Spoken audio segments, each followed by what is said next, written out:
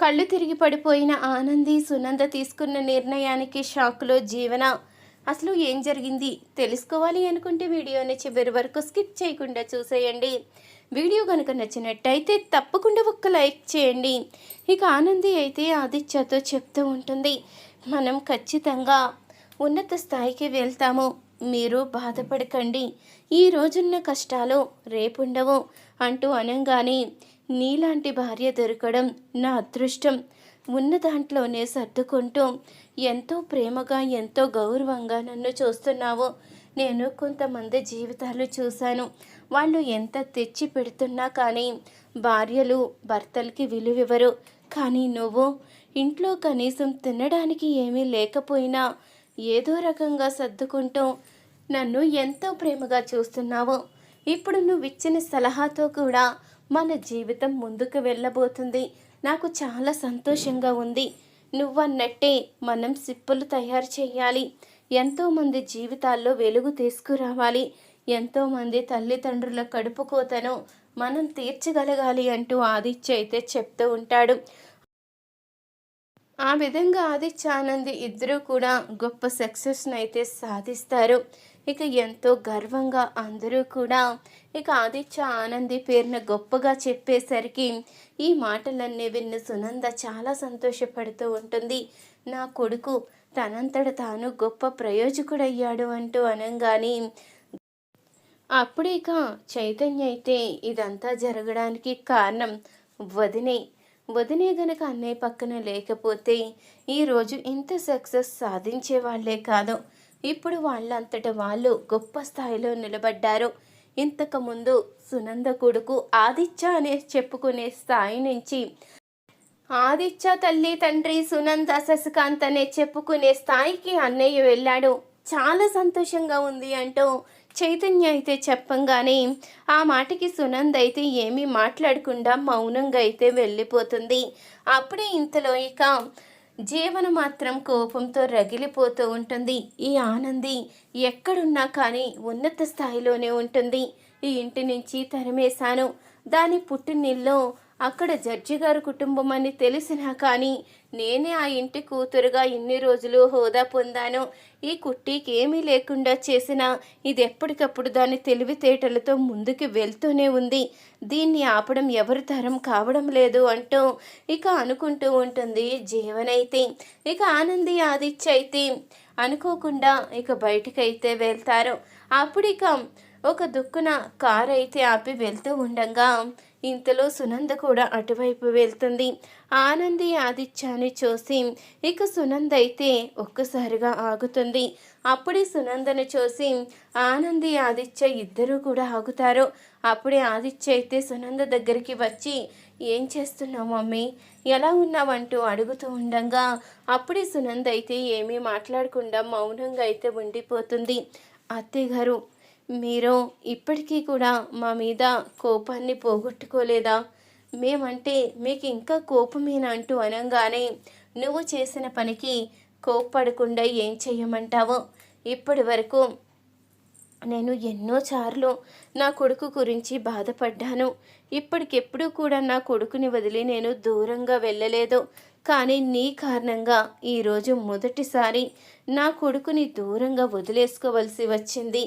నేను ఇన్ని సంవత్సరాల్లో ఎప్పుడు ఇంత బాధపడలేదో, కేవలం నీ కారణంగానే నేను బాధపడ్డాను అంటూ ఇక సునంద అయితే అంటూ ఉంటుంది. మమ్మీ, అవన్నీ పక్కన పెట్టు, ఈరోజు నాకున్న స్థాయి గురించి నేను మాట్లాడడం లేదు.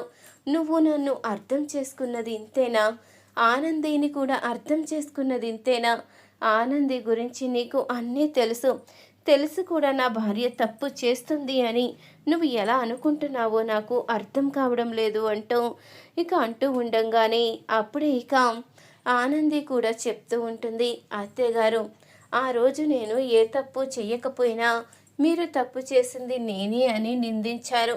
దానికి తగ్గ సాక్ష్యం నేను ఇప్పటికీ సంపాదించాను. ఈ సాక్ష్యం తీసుకుని నేను మీ దగ్గరికి బయలుదేరాను.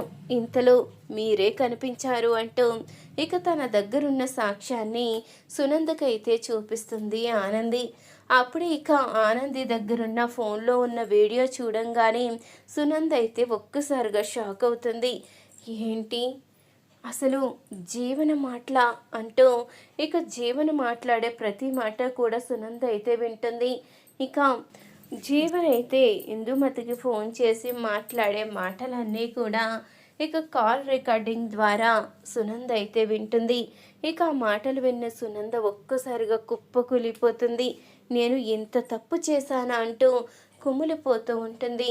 ఇంతలో ఆనందికి క్షమాపణ చెప్పబోతూ ఉండంగానే అప్పుడే ఆనంది అయితే ఉన్నట్టుండి కళ్ళు తిరిగి పడిపోతుంది. ఆనంది కళ్ళు తిరిగి పడిపోతూ ఉండంగా ఆదిత్య అయితే ఆనందిని పట్టుకుంటాడు. అప్పుడు ఇంతలో సునంద అయితే ఏమైంది ఆనంది, ఏం జరిగింది, కళ్ళు తెరువు అంటూ కంగారు పడుతూ ఉంటుంది. అప్పుడే ఇక ఆనందిని ఆదిత్య సునంద ఇద్దరూ కూడా హాస్పిటల్కి అయితే తీసుకుని వెళ్తారు. ఇక డాక్టర్ అయితే చెకప్ చేసి తాను తల్లి కాబోతుంది అంటూ చెప్పంగానే ఆ మాటకి సునంద అయితే ఇక ఎంతగానో సంతోషపడిపోతూ ఉంటుంది. ఆదిత్య కూడా చాలా ఆనందపడుతూ ఉంటాడు. మీ ఇంటికి వారసుడు రాబోతున్నాడు అంటూ ఇక డాక్టర్ అనడంతో ఇక సునంద అయితే ఎంతగానో ఆనందపడుతూ ఉంటుంది. ఆదిత్య మన ఇంటికి వారసుడు రాబోతున్నాడు, నాకు చాలా సంతోషంగా ఉంది. ఇన్ని రోజులు నేను ఆనంది గురించి నిజం తెలియక నేను గుడ్డి దానిలా ఆ జీవనని నమ్మి మిమ్మల్ని దూరం చేసుకున్నాను, మిమ్మల్ని చాలా బాధ పెట్టాను. కానీ ఇక మీదట అలా జరగడానికి వీల్లేదు. నా కోడలు నా దగ్గరే ఉండాలి. నేను నా కోడల్ని ఇంటికి తీసుకువెళ్తాను. తనకి స్పృహ వచ్చిన వెంటనే తనకి క్షమాపణ చెప్పి తన కాళ్ళైనా పట్టుకుని సరే నేను తనని ఒప్పించుకుని ఇంటికి తీసుకువస్తాను అంటూ సునంద అంటూ ఉండగా, మమ్మీ ఎందుకు అలా మాట్లాడుతున్నావో, నువ్వు ఏ తప్పు చేయలేదు, మమ్మల్ని అపార్థం చేసుకుని దూరం చేసుకున్నావు తప్ప నువ్వు మమ్మల్ని కావాలని దూరం చేసుకోలేదు. నీ నుంచి మేము కోరుకునేది క్షమాపణల కాదు, నీ ప్రేమని మాత్రమే. ఆనంది కూడా నీ ప్రేమనే కోరుకుంటుంది, తను కూడా నీ నుంచి ఇలాంటి క్షమాపణలు కోరుకోదు అంటూ ఆదిత్య అంటూ ఉండగా, మీ ఇద్దరి గురించి నాకు తెలుసురా, నేనంటే మీకు ఎంత ఇష్టమో కూడా తెలుసు. నా నుంచి మీరు కోరుకునేది క్షమాపణ కాదు, నా ప్రేమనే అని కూడా అర్థం చేసుకున్నాను. కానీ ఇన్ని రోజులు నేను ఇంత హోదాలో ఉండి ఇంత బిజినెస్ చేస్తూ కూడా నిజ నిజాలు తెలుసుకోకుండా మిమ్మల్ని ఇద్దరినీ కూడా ఎంతో అహంకారంతో బాధ పెట్టాను. అదంతా తలుచుకుంటూ ఉంటేనే నాకు చాలా బాధేస్తుంది. ఇన్ని రోజులు నేను ఆనందిని ఎన్ని మాటలు అన్నానో అవన్నీ కూడా గుర్తు చేసుకుంటే అసలు నేను ఇంత మూర్ఖంగా ఎలా ప్రవర్తించానో కూడా నాకు తెలియడం లేదురా. నాకు చాలా బాధగా ఉంది. ఈ బాధని నేను తట్టుకోలేకపోతున్నాను. నా కోడల్ని నేను ఇంటికి తీసుకువెళ్ళాలి. తను స్పృహలోకి వచ్చిన వెంటనే తనకి క్షమాపణ చెప్పాలి అంటూ సునంద అయితే నిర్ణయించుకుంటుంది. అప్పుడు ఇంతలో ఇక ఆనంది అయితే స్పృహలోకి రాగానే ఆదిత్య సునంద అయితే లోపలికి వెళ్తారు. ఆదిత్య అయితే ఆనంది చేతులు పట్టుకొని ఎంతో సంతోషంగా నువ్వు తల్లివి కాబోతున్నావు అంటూ అనంగానే ఆనంది చాలా సంతోషపడుతూ ఉంటుంది. ఇంతలో సునంద కూడా ఆనంది చేతులు పట్టుకుని క్షమాపణ అయితే చెప్తుంది. నన్ను క్షమించు, నేను చాలా పెద్ద తప్పు చేశాను. నీ గురించి తెలుసు కూడా నిన్ను అర్థం చేసుకోకుండా నిన్ను నానా మాటలు అంటూ ఎంతగానో ఇబ్బంది పెట్టాను. నన్ను క్షమించమ్మా. దయచేసి నువ్వు మన ఇంటికి రావాలి. ఇప్పుడు నా ఇంటి వారసుడు నీ కడుపులో పెరుగుతున్నాడు. వాడు సంతోషంగా ఉండాలి అన్నా, అందరి మధ్యలో ఉండాలి అన్నా మీరు మన ఇంటికి రావాలి. అప్పుడే నాకు సంతోషంగా ఉంటుంది.